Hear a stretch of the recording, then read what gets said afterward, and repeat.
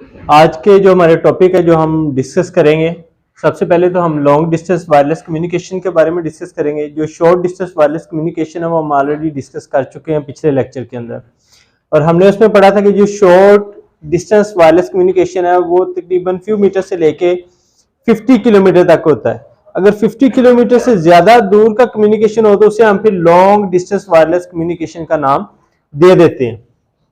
तो पहली बात तो जो इसके बारे में है वो ये है कि मोर देन 50 किलोमीटर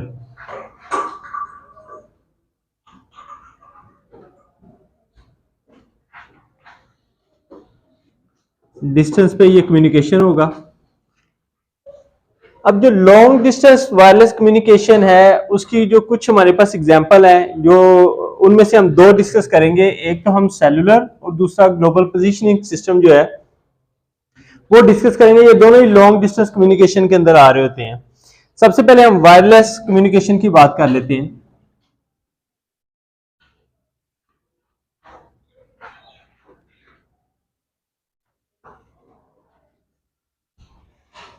इसके बारे में हमने पहले भी बात की हुई है। ये विदाउट वायर्स होगा।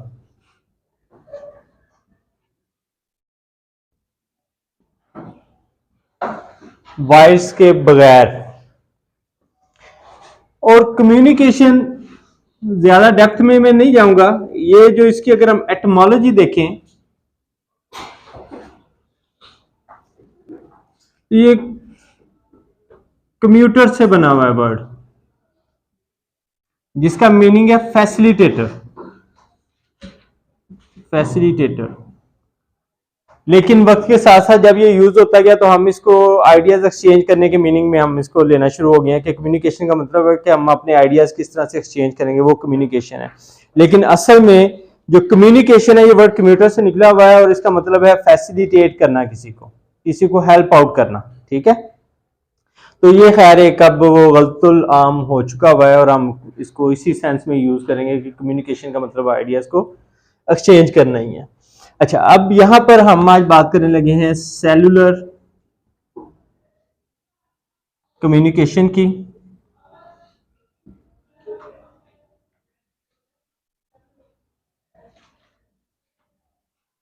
जो सेलुलर कम्युनिकेशन है इसको मोबाइल नेटवर्क भी हम इसके लिए दूसरा वर्ड यूज कर सकते हैं। जो दूसरी टर्म हम इसके लिए यूज करते हैं वो है मोबाइल नेटवर्क। अच्छा, अब इसकी एक एटमोलॉजी की जो वजह है कि हम इस मोबाइल नेटवर्क को सेलुलर नेटवर्क क्यों बोलते हैं, इसकी वजह यह है कि जो मोबाइल का नेटवर्क है ये सेल्स की शक्ल में काम करता है। हेक्सागोनल सेल्स हैं, इसके अंदर लगा होगा एक, इसको हम बोल देते हैं BTS।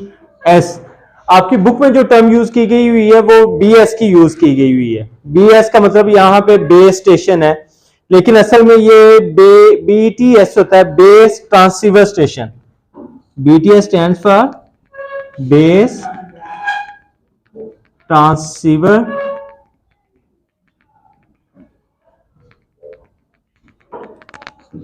स्टेशन।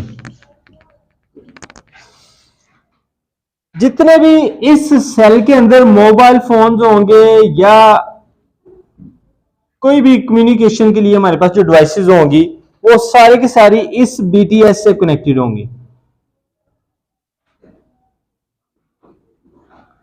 और इस BTS के साथ वो कम्युनिकेट करेंगी। अब इस BTS के साथ कम्युनिकेट करने के लिए ये 2 फ्रीक्वेंसीज यूज करती हैं। 2 फ्रीक्वेंसीज यूज करेंगे ये। एक फ्रीक्वेंसी मोबाइल से BTS की तरफ, मोबाइल टू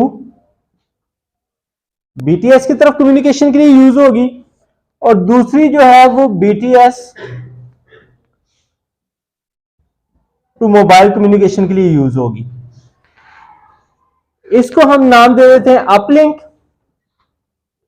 फ्रीक्वेंसी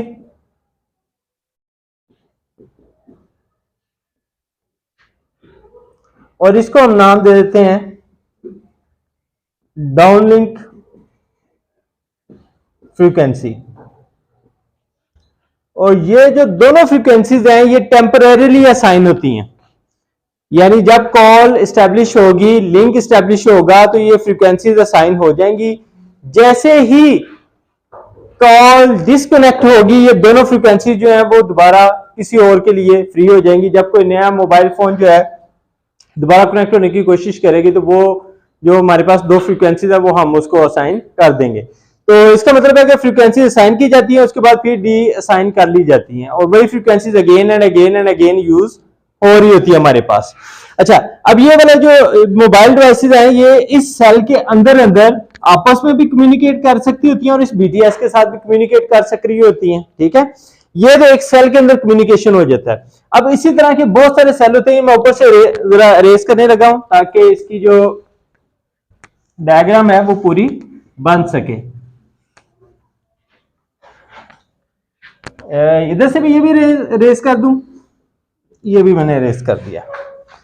अब क्या होगा, यहां पे बहुत सारे जो है वो सेल्स बने होंगे और इन सेल्स की वजह से ही हम इसको सेलुलर नेटवर्क का नाम देते हैं। मोबाइल नेटवर्क को जो हम दूसरा नाम देते हैं वो सेलुलर नेटवर्क का देते हैं, वो इन सेल्स की वजह से, क्योंकि ये सेल्स के अंदर अंदर कम्युनिकेट कर रहे होते हैं, इस वजह से हम इसे सेलुलर नेटवर्क का नाम दे रहे होते हैं। तो इस तरह से ये सारे सेल जो हैं वो आपस में वर्क कर रहे होते हैं और कनेक्टेड होते हैं। अच्छा, अब कुछ सेल्स जब इकट्ठे हो जाते हैं तो ये मिलके एक बीएससी से कनेक्ट हो जाते हैं। बीएससी जो है वो शॉर्ट है base switching centre, base switching centre, यानी ये वाले जो हमारे पास बीटीएस हैं यहां पर, वो जब कनेक्ट होंगे आपस में तो वो किससे कनेक्ट होंगे, बीएससी के साथ, बेस स्विचिंग सेंटर। ये बेस स्विचिंग सेंटर जो है इनका काम क्या होता है कि ये डिफरेंट जो बीटीएस है उनके एड्रेस होते हैं इनके पास। ये देखते हैं कि अगर हमने कोई नंबर डायल किया है, ये देखेंगे कि वो किस बीटीएस के साथ इस वक्त वो नंबर कनेक्टेड है। अब मोबाइल नेटवर्क के अंदर हम मूव कर सकते हैं ना, लाइक मैं वही सिम यूज कर रहा था पहले लाहौर में, अब मैं इस्लामाबाद आ गया हूं तो अभी भी वही सिम यूज कर रहा हूं। इसका मतलब है जब भी मेरे नंबर को कोई डायल करेगा तो सबसे पहले वो मेरे बीटीएस से बीएससी पे जाएगा, बीएससी फिर देखेगा कि वो वाली जो सिम है वो इस वक्त किस बीटीएस के साथ कनेक्टेड है, वहां पर वो कॉल को ट्रांसफर कर दी जाएगी। ठीक है, उसके बाद जो बीएससी हैं ये आपस में कनेक्ट होते हैं और एमएससी के साथ जुड़ जाते हैं सारे,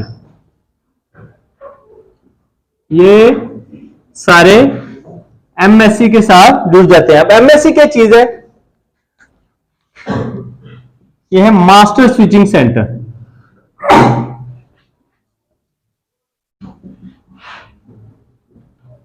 स्विचिंग सेंटर। अच्छा, जब हम कॉल करते हैं तो हमें मैसेज आता है ना कि आपका जो फंड्स है या आपका जो बैलेंस है वो इतना नहीं है कि आप कॉल एस्टेब्लिश कर सकें। वो कहां पे आता है, बीटीएस पे आता है, बीएससी पे आता है या एमएससी पे आता है, एमएससी पे आता है। ये वो जगह जहां पे एक्चुअली बैलेंस जो है वो चेक होती है। जब भी हम कोई नंबर डायल करेंगे यहां तक तो हमारी कॉल जाएगी, लेकिन इससे आगे कब जाएगी, जब उसमें बैलेंस होगा। ठीक है, तो ये एमएससी, फिर दूसरा एमएससी, ये फिर बड़े लेवल बड़े रीजन्स को कंट्रोल कर रहे होंगे और इस तरीके से हमारा जो सेलुलर नेटवर्क है वो आपस में कम्युनिकेट कर रहा है, इस तरीके से वो वर्क कर रहा है। इसमें कोई प्रॉब्लम किसी बच्चे को, कोई क्वेश्चन किसी का, सॉर्टेड देन। अच्छा, नेक्स्ट बेटा हमारे पास ग्लोबल पोजीशनिंग सिस्टम।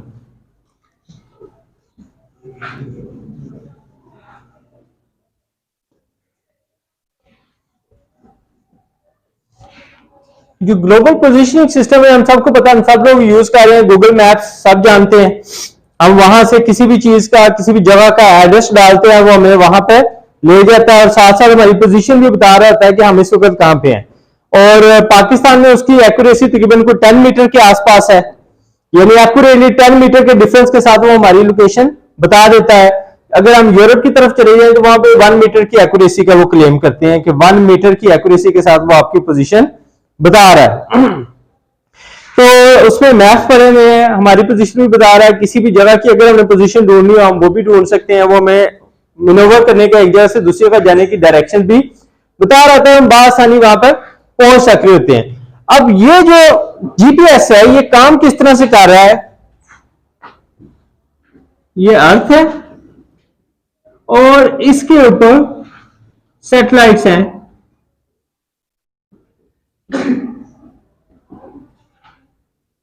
अब ये सैटेलाइट्स डिफरेंट डिस्टेंस के ऊपर होते हैं, हम इनके बारे में अभी इनके टाइप्स भी पढ़ेंगे डिफरेंट डिस्टेंस के लिहाज से। तो ये जो है डिफरेंट जमीन से डिस्टेंस के ऊपर मौजूद है, लेकिन जो जीपीएस के लिए यूज हो रहे होते हैं वो तकरीबन 2000 तक हो रहे होते हैं, बल्कि 20,000 किलोमीटर की बुलंदी पे ऑलमोस्ट ये मौजूद होते हैं। हमारे पास जो जीपीएस के सैटेलाइट्स हैं वो तकरीबन 20,000 राउंड अबाउट, इससे कुछ ज्यादा कुछ कम भी हो सकते हैं, वहां पर ये मौजूद होते हैं और ये मूव कर रहे होते हैं। और यहां से सिग्नल जो है वो हमारा सैटेलाइट पे जाएगा और सैटेलाइट जो है वो फिर हमें हमारी पोजीशन जो है वो वापस सेंड करेगा। इसमें भी टू वे लिंक होगा। तो ये भी अब देखिए 20,000 किलोमीटर है, तो लॉन्ग डिस्टेंस में आ गया। तो ये भी लॉन्ग डिस्टेंस कम्युनिकेशन ही है हमारे पास, ठीक है, वायरलेस कम्युनिकेशन है। अब हम सैटेलाइट्स की जो डिफरेंट टाइप्स हैं जमीन से डिस्टेंस के लिहाज से उनको हम डिस्कस कर लेते हैं ताकि इनको हम जरा ज्यादा अच्छे तरीके से समझ सकें। सबसे पहले तो हम सैटेलाइट की बात कर लेते हैं। कोई भी ऑब्जेक्ट जो जमीन के गिर्द, अर्थ के गिर्द घूम रहा है, रिवॉल्व कर रहा है, उसको हम सैटेलाइट का नाम दे देंगे, ठीक है। Any object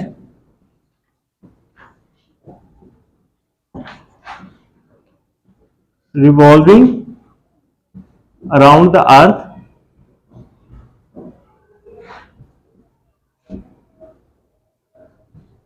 in a fixed orbit is called satellite।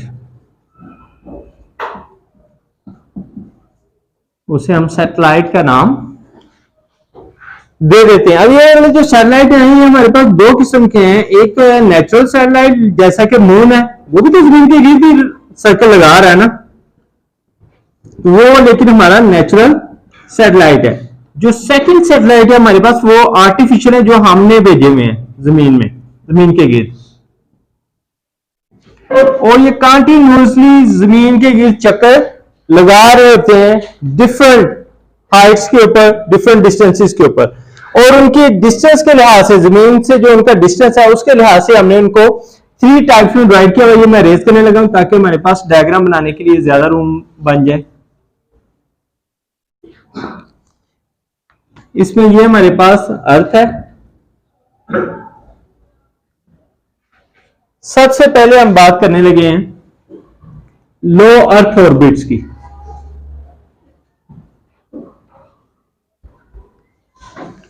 ये वाले जो हैं ये तकरीबन 160 से लेके 2000 तक हो सकते हैं। 160 किलोमीटर से लेके 2000 किलोमीटर तक ये हो सकते हैं, और इनको हम नाम दे देते हैं लियो, लो अर्थ। अच्छा ये बेटा 2000 है, मैंने गलती से 200 बोल दिया हुआ, ठीक है। लो अर्थ ऑर्बिट्स, तो ये 160 से लेकर 2000 किलोमीटर तक मौजूद होते हैं। ये ज्यादातर जो है वो वेदर स्टेशंस,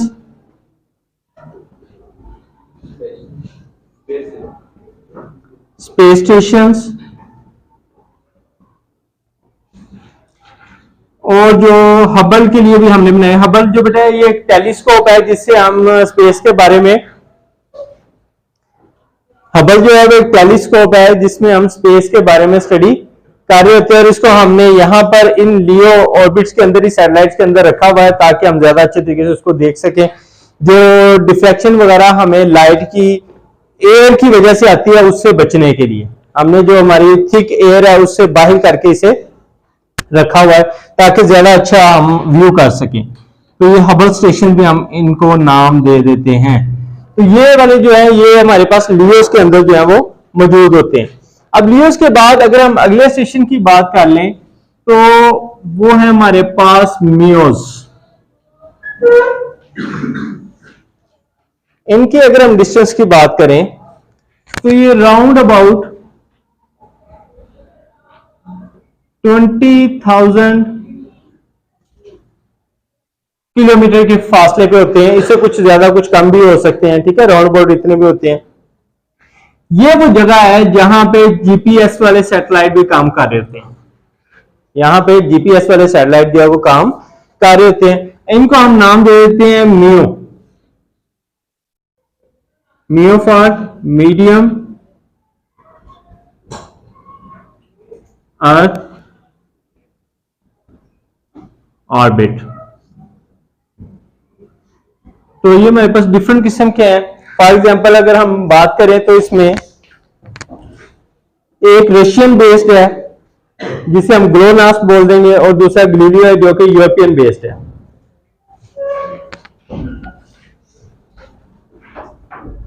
ग्लोनास सैटेलाइट है, ये रशियन बेस्ड जीपीएस सिस्टम है, ठीक है, और ये तकरीबन 19,123 के फासले पे मौजूद है। दूसरा जो है गैलीलियो है,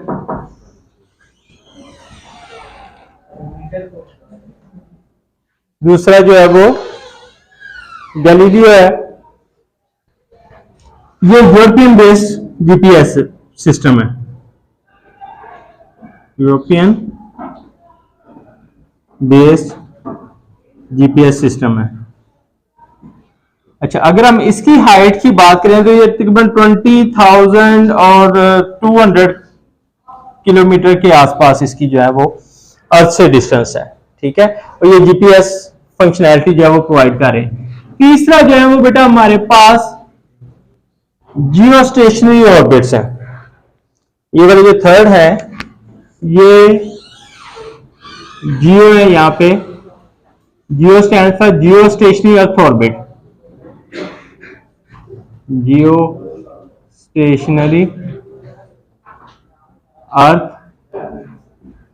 ऑर्बिट ये तकरीबन 35,786 किलोमीटर के फासले पर जमीन से मूव कर रहे होते हैं। अच्छा, इनकी स्पेशल बात यह है कि जो अर्थ की अपनी रेवोल्यूशन की स्पीड है, रिवॉल्विंग स्पीड है, वही इनकी भी स्पीड है। अब इसका नतीजा क्या निकलता है, ये हमें आसमान के ऊपर स्टैटिक नजर आएंगे, यानी मूव करते हुए नजर नहीं आएंगे, क्योंकि जिस स्पीड से जमीन घूम रही है उसी स्पीड से ये जमीन के गिर्द घूम रहे हैं।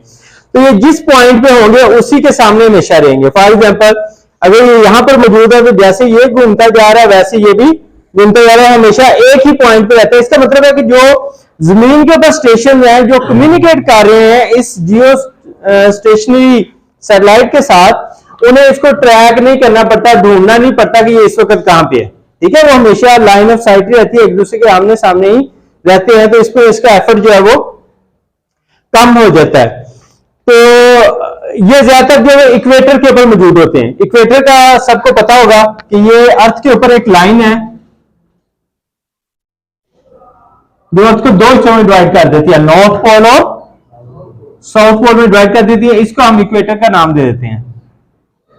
तो ये ज्यादातर इक्वेटर के ऊपर होते हैं और अर्थ की स्पीड के साथ ही वो घूम रहे होते हैं, ठीक है, और हमेशा एक ही पॉइंट के ऊपर आसमान के ऊपर हमें स्टैटिक नजर आते हैं, मूव करते हुए नजर नहीं आते, क्योंकि वो जमीन जिस स्पीड से रिवॉल्व कर रही है ये भी उसी स्पीड से ही, जमीन जिस स्पीड से रोटेट कर रही है, असल में रिवॉल्व नहीं रोटेट, इस तरह मूव करने को हम रोटेट करना कहते हैं अपने एक्सिस के गिर्द, और इस तरह मूव करने को रिवॉल्व करना कहते हैं हम। तो अर्थ जिस स्पीड से रोटेट करती है ये उसी स्पीड से रिवॉल्व कर रहे होते हैं अर्थ के गिर्द, और इसलिए हमेशा एक ही पॉइंट के सामने ये रह रहे होते हैं। तो ये बेटा आज का हमारा लेक्चर था। उम्मीद है आप सब लोगों को जो है वो अच्छे तरीके से इसकी समझ आ गई होगी। और लास्ट में आप लोगों से रिक्वेस्ट है कि सब्सक्राइब करें चैनल को और बेल आइकन को लाजमन दबाएं। Thank you.